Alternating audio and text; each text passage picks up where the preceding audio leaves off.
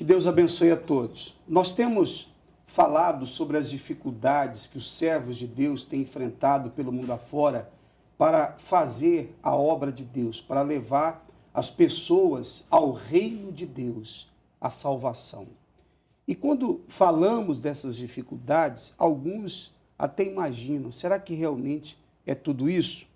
Bom, para que você não tenha nenhuma dúvida sobre as renúncias, os sacrifícios que os servos de Deus têm feito, eu trouxe aqui hoje para conversar conosco, para relatar as suas experiências, né? Porque são muitas, e foram muitas experiências pregando o evangelho lá fora, a Luciana.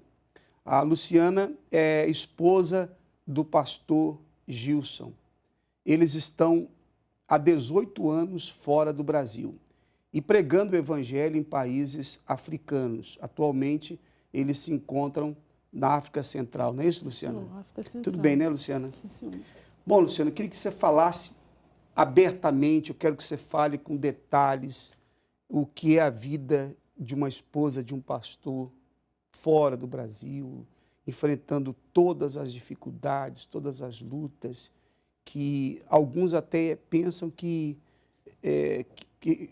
é um pouco exagerado, né? Quando nós falamos de lutas, alguns dizem assim, mas isso aí não deve ser tudo isso, não deve ser assim. Quando vocês saíram do Brasil, vocês tinham quanto tempo de obra? Nós acabamos de ser levantados. Na realidade, nós nunca trabalhamos no Brasil. Saímos, Faziam o ibude, não é? fizemos o ibude e o bispo nos chamou e perguntou, vocês estão prontos? Tem fé? Tem fé e estão prontos para colocar a sua vida no altar e ganhar almas para o mundo afora? Meu esposo falou, estamos prontos. E eu, estou pronto, bispo, estou pronto também. Aí o bispo, na época, ele falou até para mim, você tem sua casa, você tem a sua vida. Você vai para um lugar que você não vai ter onde dormir. Você está pronta? Eu disse, senhor bispo, você não vai ter um sofá para sentar. Está pronta? Eu disse, senhor bispo. E foi aquilo, bispo. Eu, no momento, né, falei, estava pronta, né? Eu achava que eu estava pronta. Mas chegando na Costa do Marfim, há 18 anos atrás, como eu havia falado, né? Nós saímos daqui do Brasil, do Rio de Janeiro, e fomos direto para lá. Para começar, a dificuldade maior para mim foi a língua. Idioma diferente, não sabia falar língua francesa. Nós fizemos um curso preparatório que é completamente diferente da prática, né? Chegamos lá, cultura, tudo diferente, alimentação diferente. Para mim foi um choque. O impacto da notícia de que vocês iriam para a África, porque vocês poderiam imaginar que fosse pregar o evangelho lá mesmo, no Rio de Janeiro, perto da família, mas de repente vem a notícia, vocês vão para a África, quer dizer, um outro continente, distante de tudo, para enfrentar todas as dificuldades. A notícia mexeu com as suas estruturas? Mexeu. Vou ser sincera, mexeu por quê? Eu era obreira da minha igreja, era bem próxima à minha casa. Então, aquela vida é casa e igreja, casa e igreja. Eu nunca tinha saído do Rio de Janeiro para ir a lugar nenhum. Tinha o seu conforto em casa. Tinha o conforto, né? Tinha minha casa, tinha a minha família que era perto, trabalhava, ganhava bem, meu esposo também, tinha tudo, não me faltava absolutamente nada. Então, quando nós fomos chamados para fazer a obra, aí eu imaginei, poxa, vamos trabalhar no Rio, em São Paulo, né? Amém, tudo bem, graças a Deus. Aí quando o bispo nos chamou e falou, vocês estão indo para a África. Aí eu parei e falei, África, outro continente, lugar longe. E nisso, sem contar que meu pai estava doente, na época. E como dar notícia para minha família que nós fomos chamados para pregar o evangelho em África. Vem o primeiro desafio, que é a família, né? Aí explicamos para os nossos familiares, olha, nós somos chamados, Deus chamou a gente para fazer a obra e no meio de muitos nós fomos escolhidos para ir para a África. Aí avisei para os meus familiares, minha mãe de imediato, ela o quê? África, outro lado do mundo. Meu pai, nunca mais eu vou te ver. Aí o coração ali, Ficou né, apertado. apertadinho, ficou muito pequenininho. Meu pai já estava doente, eu vou para um lugar, não sei se eu volto. Aí eu fiquei naquele dilema, mas ao mesmo tempo o Espírito Santo, eu te chamei. Vai em frente, não olha para trás. Aí meu esposo, na mesma situação, falou com a família assim, não aceitou muito, mas também não impediu. Né? Embarcamos, vamos embora de início. Ao chegar no aeroporto, o voo que estavam programados o avião que devíamos pegar, de início deu problema na tubulação no motor, que ia sobrevoar o oceano, 8 horas de voo sobre o Oceano Atlântico. Aí na mesma hora deu medo. Eu falei, a gente pega esse avião. Não, vai ou não vai? Esse avião, será que é de Deus mesmo que a gente vai ou não vai? Ficou aquele dilema. Mas dentro de mim, o Espírito Santo falando, vai que eu sou contigo. Ficaram quanto tempo em Costa do Marfim? Ficamos 12 anos. Como foram os 12 anos? Os 12 anos lá. Principalmente no começo que vocês chegaram. No começo, para começo mesmo, eu cheguei lá com as minhas bagagens, com meu esposo, né, esperando, poxa, a África, chegar lá, né? Vamos encontrar os macacos, bois, elefantes, como que vamos atravessar para chegar lá, né? Bem, chegamos lá, fomos morar numa casa de um pastor que tinha acabado de sair. Ele recebeu a gente, né, antes de sair. Ele falou, olha aqui, seja bem-vindo, está o quarto de vocês, que moravam quatro nessa casa. 4 pastores casados. Então, 8 pessoas ao todo em uma casa. 8 pessoas numa casa. Sendo o pastor que saiu, nós fomos ficar no quarto dele. Quando ele chegou, a esposa falou, aqui está o seu quarto. Eu olhei para um lado e para o outro, não vi nada. Aí eu, quarto? Só vi o colchão na parede. Aí eu fiquei sem entender o quarto. Eu tinha a minha cama espelhada, meu móvel, tudo. O quarto se resumia no colchão. Isso. Apenas um colchão colocado no chão e onde vocês iam dormir. 2 varal, né, de colocar roupa na parede. Não tinha guarda-roupa. Isso, 2 varais. Aí eu parei, meu esposo, Deus vai abençoar. A gente bota o colchão, vamos deitar e vamos dormir. Aí eu parei assim, eu falei, meu Deus. A ficha caiu. Aí essa é a África. Aí eu fiquei assim, eu falei, tá bom. Peguei minhas malas, botei no cantinho, peguei a roupa do meu esposo que iria trabalhar no outro dia, passei a roupa dele, pendurei no varal, né? De roupa, lá era o meu guarda-roupa. Botei o colchonete, né? Pedi uma colcha emprestada para a esposa, que também não tinha condições na época, era início de trabalho, né? Fomos ali, dormimos ali. No segundo dia, ataque de mosquitos, porque os mosquitos de lá são enormes, né?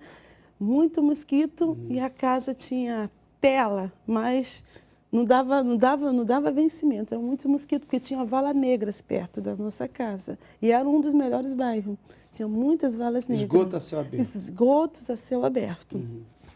E para chegar à casa, nós tínhamos que pular aquele esgoto para poder atravessar o outro lado da rua para pegar o transporte, porque não existe ônibus lá. Na época não existia.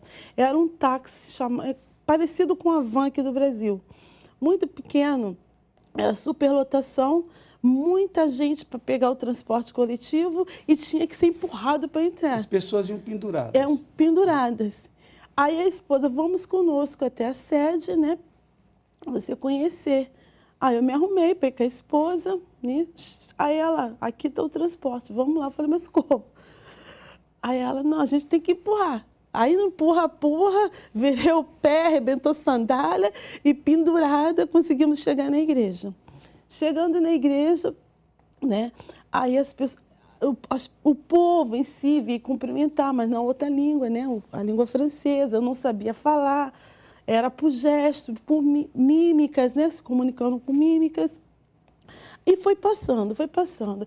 Aí chega um momento que nós temos que ir ao mercado, fazer as compras. Aí eu peço minha esposa para me acompanhar. Ela falou, olha, não se assusta, eu vou te levar ao mercado para você fazer compra. Mas o mercado aqui é calma, é diferente. Até então, tudo bem, não tem problema. Quando nós chegamos no mercado, bispo, olha... As carnes, para completar, não existia açougue. As carnes eram expostas em mesas, cheias de moscas. Peixe, era muitas moscas que tinha que abanar para ver o que era. Para ver se era peixe. Se era peixe ou se era carne. Aí eu perguntei para a esposa, né? Mas não tem um outro lugar que nós possamos comprar? Não, é esse aqui. A gente vai comprar. Aquele era o melhor lugar. É o melhor lugar. Nós vamos comprar, vamos levar para casa, vamos ferver e botar no sol e ferver de novo, e essa é a nossa carne. Eu, meu Deus, você tem que me ajudar, porque eu vou ficar doente comendo essas carnes cheias, expostas, tantas moscas, mas não tínhamos onde comprar.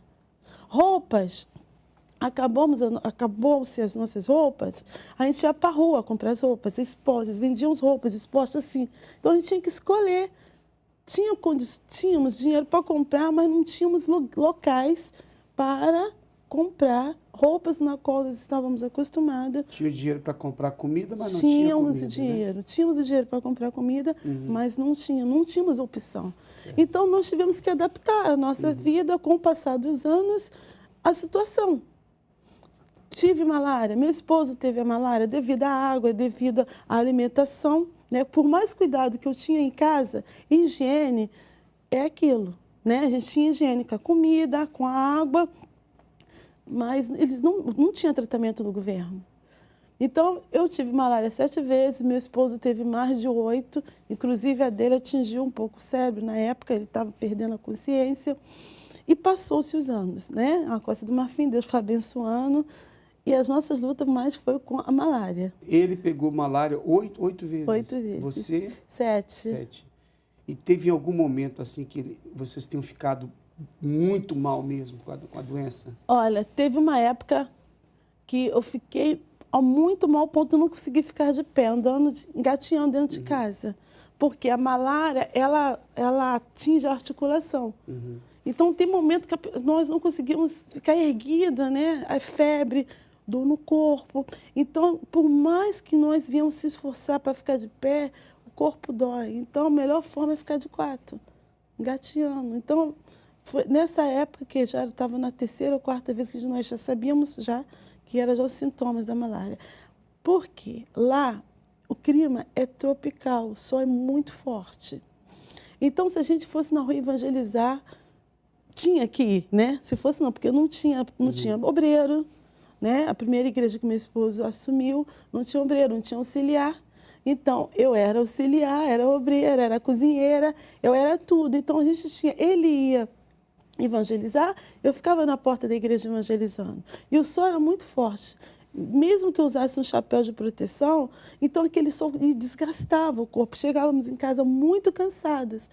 Então, tinha recuperação da malária, a gente ia até para as clínicas, mas depois o corpo, né, não aguentava a luta do dia a dia. Então, eu tive 7, ele teve 8. Até então, na Costa do Marfim, hoje em dia o trabalho está mais desenvolvido, mas há 12, 15 anos atrás... O país em si desenvolveu mais, Desenvolveu. Né? Porque na época que vocês foram, também estava no período de guerra civil? Estava no começo. Lá estava um começo de guerra civil, que nós, nessa época, ficamos assim, presas dentro de casa, porque não podíamos sair. Isolados, né? Ninguém podia sair. Isso, isolado, né? Não podíamos sair por segurança, né?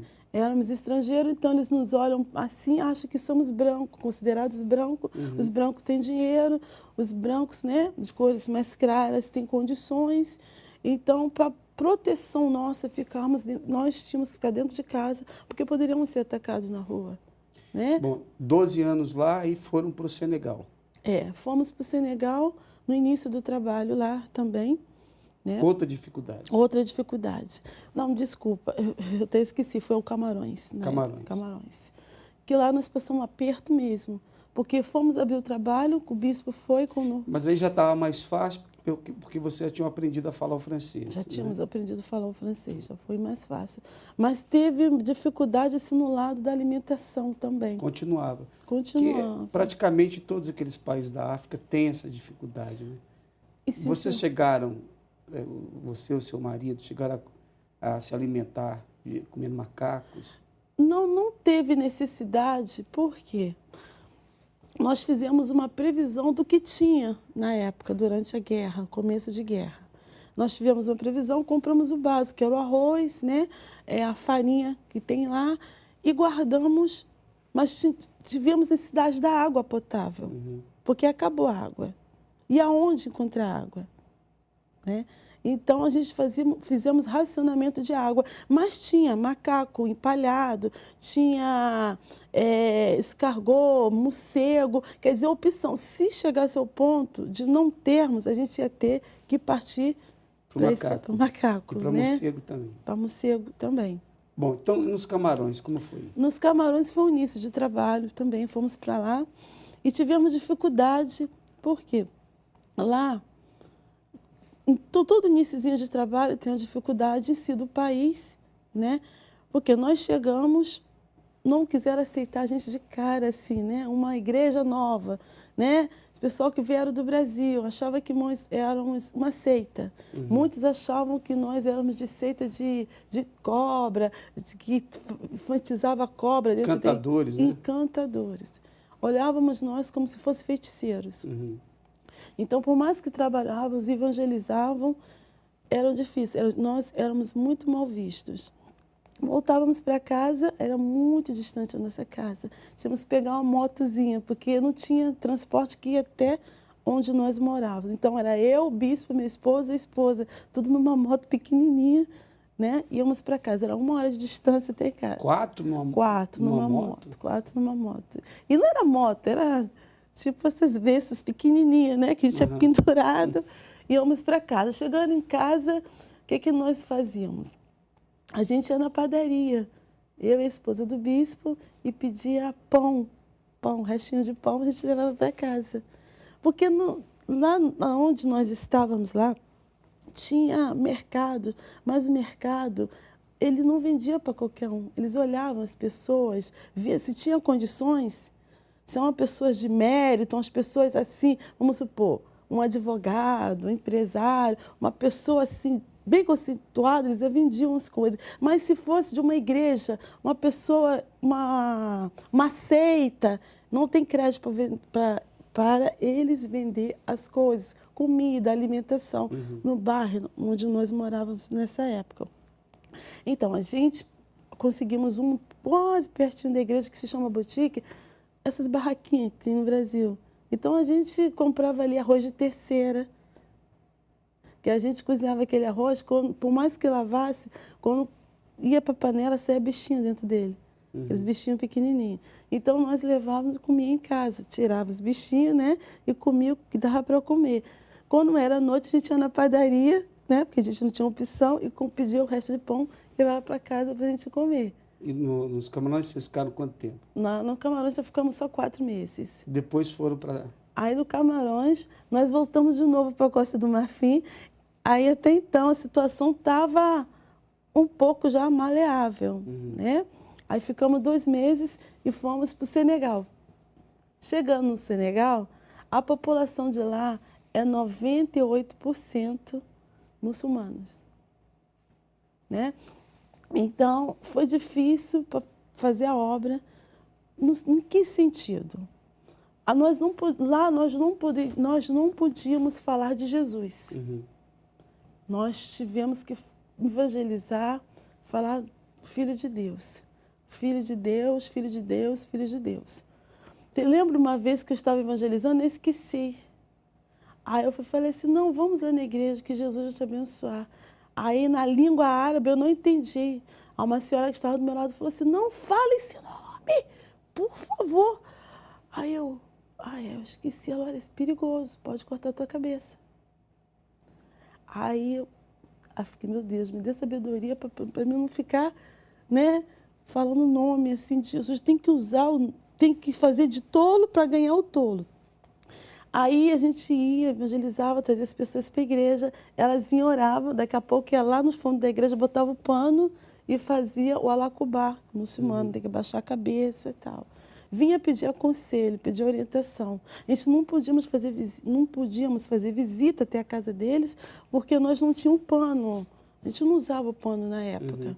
Então, a gente é considerado como inimigo de Deus no país. Então, nós estávamos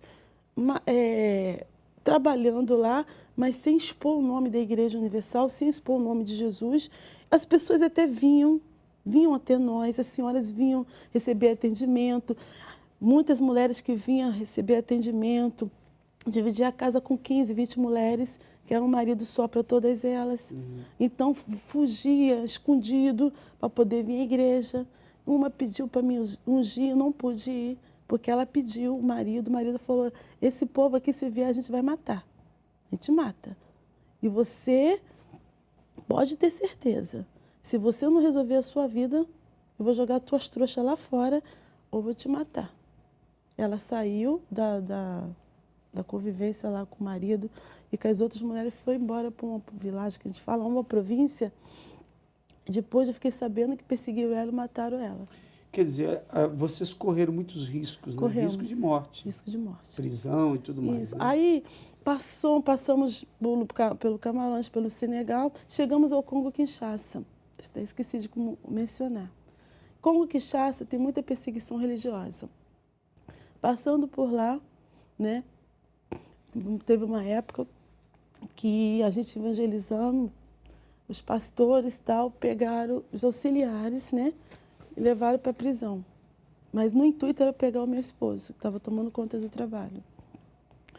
Aí avisaram, avisa para o seu pastor para ele vir aqui. Nós não queremos igreja do Brasil aqui, não queremos igreja aqui, não queremos. Nós temos a nossa igreja, nós temos a nossa religião, não queremos. Então, o segundo do meu esposo foi, quando chegou lá, prenderam ele. Mandou um outro, prenderam também. No intuito, queria o meu esposo. Então, éramos 4 numa igreja. Acabou todos os 4 presos, passaram a noite na prisão. E eu fiquei assim, poxa, agora só falta o meu esposo, só temos nós 2, estrangeiros nesse país sozinho aqui. Falei, meu Deus, é eu, meu esposo e o senhor. Todo mundo está na cadeia, está todo mundo preso. Aí o que aconteceu? No dia seguinte, meu esposo ligou, porque tudo é propina, né? Negociou, tal, falaram para o pessoal da Embaixada do Brasil. A Embaixada do Brasil também nos ajudou, conseguimos a liberação dos pastores. Então, ali, mais uma vez também, caímos com a doença chamada febre de foide, que em francês, em português, eu acho que é uma dengue profunda, bem profunda, que dá uma infecção no estômago. Meu esposo teve, depois de uma semana, essa doença, febre de foide. Muitos antibióticos, muito tratamento, e atingiu o sangue dele. O sangue dele não é 100%, né? Devido às malárias, devido à febre de foide, de vez em quando ele está com um pouco de anemia, tem que tomar esse remédio forte, fazer tratamento. E foi assim, vamos passando. Aí eu pensei, bom, agora eu vou ter um refresco, né? Respirar um pouco. Deus abençoou, passamos um tempo em África do Sul, né? E em Moçambique. Chegando em Moçambique, fomos para onde? Para a África Central, coração da África. Onde vocês estão atualmente? Onde nós estamos atualmente. Estão lá há quanto tempo? 4 anos. Chegando lá, fomos trabalhar, tal, poxa, né? Cultura diferente, né? Outra língua. É o francês, mas lá eles falam francês, mas falam várias línguas tribais ao mesmo tempo. Estamos trabalhando, tal. Daqui a pouco, depois de 2 anos, o que acontece? Uma guerra civil. Estoura uma guerra civil do nada lá. Quiseram tirar o presidente. Quiseram, não, tiraram. Deportaram o presidente, né? Como se fala em português, tiraram o presidente do poder. Assim, já era o 3º ou 4º golpe de Estado. Teve um, acho que foi em 2000, o outro acho que foi em 2004, e esse agora em 2013. Foi em 2013. Teve um golpe de Estado, então estavam falando que ia se juntar a tropa do Sudão do Norte com o Sudão do Sul, com o Tchad, que é um país vizinho, como também são um país muçulmano, para tirar o presidente atual que estava no poder. Até então as pessoas, não, tá amarrado, isso não vai acontecer não vai acontecer. E eles, a maioria deles são muçulmanos, e eles não gostam dos cristãos. E o país lá não é islâmico, onde eu estou, África Central, é misturado. Até então, aí está o comentário que invadia, a gente, mas vamos continuar na fé, né, minha esposa, nada vai acontecer. Quando foi dia 26 de março, foi no primeiro dia do jejum de Daniel, foi em abril, né? Nós estávamos na igreja, né? Buscando o Espírito Santo, uma bênção, uma maravilha. Daqui a pouco, pá, bomba, estrondo, que abalou assim, né? Os bancos. Aí o pastor de outra igreja liga, né? O pastor auxiliar, ele me chamou no canto. Dona, os rebeldes invadiram a cidade. Estão passando tudo. Tem mais de 30 canhão passando e eles estão com bazuca atirando para o alto, mandando todo mundo sair fora, que vai matar todo mundo. Aí eu não pude dar notícia para minha esposa, porque ele estava fazendo a reunião. Eu entrei para o escritório e comecei a orar com a esposa que estava comigo. Porque eles não perdoam, esse povo não perdoa, bispo. Eles são sanguinários mesmo. Aí, daqui a pouco, acabou a reunião. Aí eu expliquei para o meu esposo, fechamos a igreja, seguramos todo o povo dentro da igreja. Aí o povo falou, pastor, a gente não pode sair da igreja não, porque eles vão matar. A gente vai sair daqui, vão todo mundo morrer, vai ter uma carnificina no país. Aí o meu esposo começou a orar com as pessoas da igreja, né, ligando para o pastor tinha fechado a igreja, eles já estavam tirando tudo quanto era lugar, matando criança, matando todo mundo que estava passando na rua principal. Aí ficamos aguardando, né, a situação acalmar. Eles voltaram para o acampamento deles. Até então, saímos e fomos para casa. Quando estávamos saindo para ir para casa, um carro veio atrás do nosso, um blindado, seguindo. Aí o obreiro que veio nos acompanhando, né, falou, pastor, tem alguém atrás da gente nos escoltando. Aí teve um que fez sinal de cima do carro, tipo assim, pega, né, ataca aquele carro, o carro que nós estávamos. Aí estávamos indo em direção à nossa casa, graças a Deus, Deus deu o livramento, como tem sempre nos dado, o carro foi desviado, entrou numa segunda rua. Fomos para casa, ficamos espírito, fechamos tudo, ligaram da embaixada, não sai de casa, ninguém sai, qualquer coisa nós vamos dar um jeito de deportar, tirar os poucos brasileiros que tem. A embaixada da França não ligou, temos aqui a ONU, proteção, tal. Mas quem ia sair de casa? Eles já estavam invadindo as casas de maiores condições no centro da cidade, roubando tudo, bispo.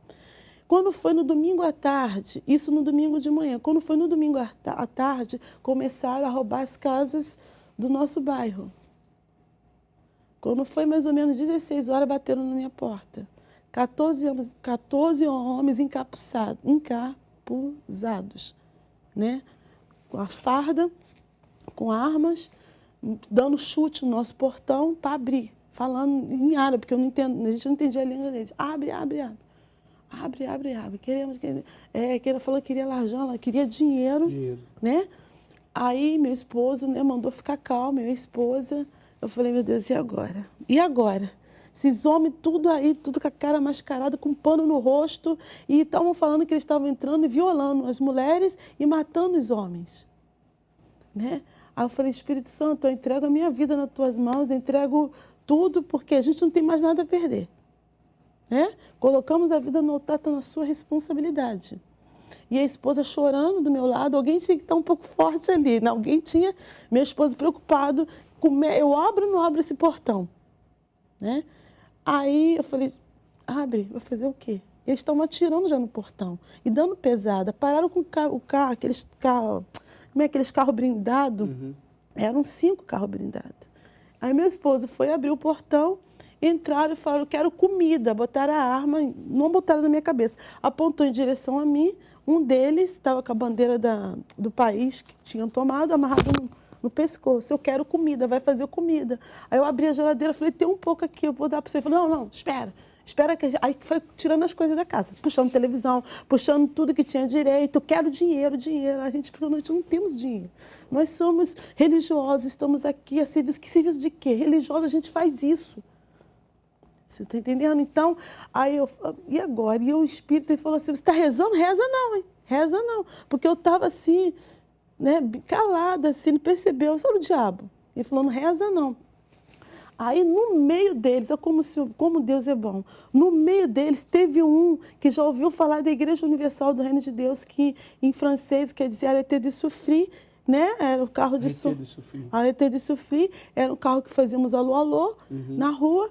Aí ele falou assim, não, você é pastor. Ele falou, esse é o pastor. É o pastor. Pastor, que pastor? Não, nós juramos no islamismo que aqui, quando entrássemos aqui, a gente não ia atacar os muçulmanos, nem médico que trabalha com a Cruz Vermelha, e nem os pastores. Aí foram lá para fora, começaram a discutir na minha varanda, 14 discutindo. Destrói, mata ou não mata, o que a gente faz? E o outro defendendo, não, vamos deixar eles em paz. Aí, eu orando ali, a esposa chorando, meu esposo preocupado, o pastor, aqueles homens tudo dentro de casa. Uhum. Aí um foi, atirou pro alto, tipo assim, a decisão é minha, atirou no meu quintal. O que aconteceu? Essa bala vazou, entrou dentro da minha casa. Aí tudo bem, eu vou chegar depois ao fato do meu quarto. Aí ele já tinha levado a televisão, tinha levado já o sofá e pega a geladeira. A outra falou, volta, pode voltar. Volta, volta, volta, não vamos pegar nada desse pastor, não. Aí foram embora. Aí o Jesus, vamos, começamos a orar. Quando foi 18 horas, começou o bombardeio no nosso bairro.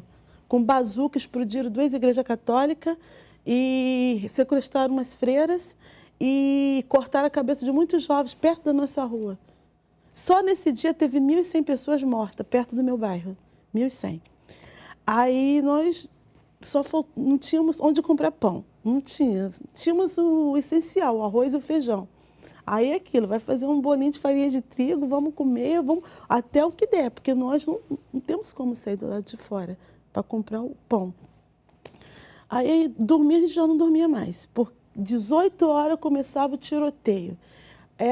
Pegavam um muçulmano, depois pegavam um cristão, faziam fogueira e cortavam o corpo e faziam churrasco, botavam no pão e comiam. Eles comiam? Comiam, porque falavam, se a gente comer a carne dos muçulmanos que estão aqui, a gente vai ter mais força para pegar outros países, como dominamos aqui.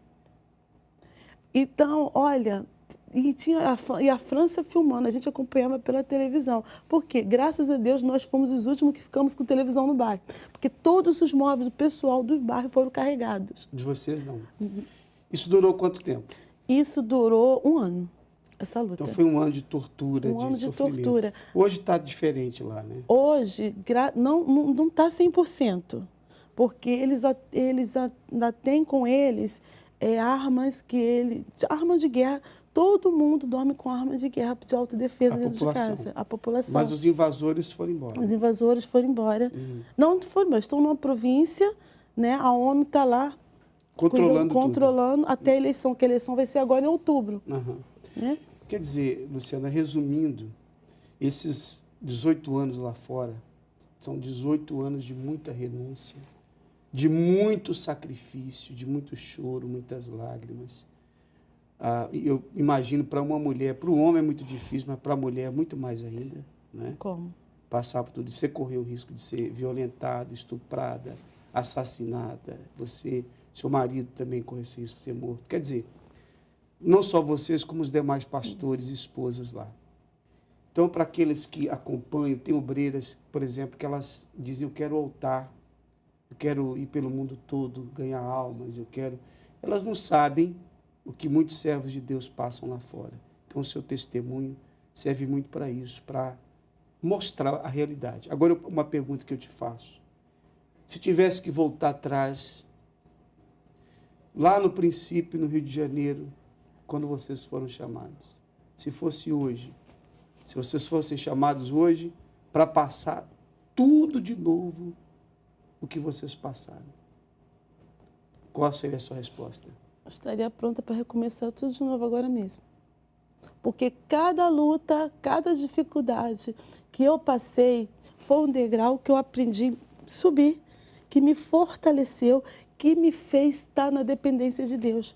Porque quando nós estamos fora da nossa pátria, longe da nossa família, longe dos nossos familiares, é ali que nós se apegamos mais a Deus. Uhum. A fé, né? A fé, é ali que nós se renovamos. E é muito bom. Se tivesse que começar, como o senhor me perguntou, eu, sem pensar 2 vezes, recomeçaria tudo de novo. Porque foi uma experiência ímpar. Jamais eu vou me esquecer. Se eu passo uma dificuldade hoje em dia, eu lembro do que eu passei atrás. E eu venci. Então, o Espírito Santo está sempre me renovando, me fortalecendo. Então, por quê?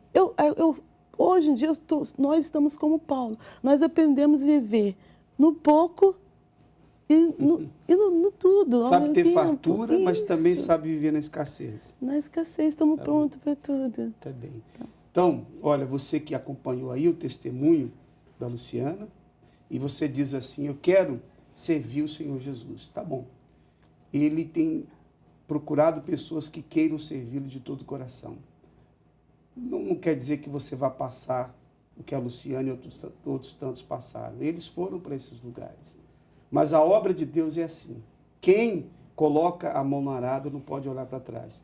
A partir do momento que você coloca a sua vida no altar para servir a Deus, você não tem mais direito sobre essa vida. Você não tem mais direito sobre sua vida. Você tem que estar pronto para ir para onde o Espírito Santo mandar. Você está disposto a isso? Se está disposto, vá em frente. Se não, é melhor você servir a Deus de uma outra forma, né? Pode servir como obreiro, porque no altar é realmente sacrifício. Então, Deus abençoe.